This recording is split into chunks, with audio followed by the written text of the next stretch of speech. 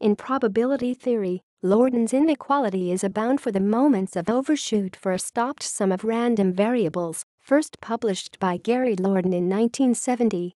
Overshoots play a central role in renewal theory. Statement of inequality.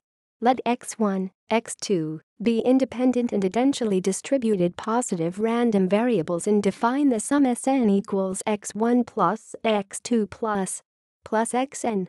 Consider the first time Sn exceeds a given value b, and at that time compute Rb equals Snb. Rb is called the overshoot, or excess at b. Lorden's inequality states that the expectation of this overshoot is bounded as ea r b d ea x.2 ea x.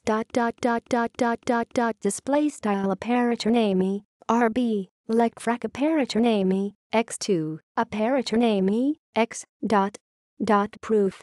3 proofs are known due to Lorden, Carlson, and Nerman and Chang.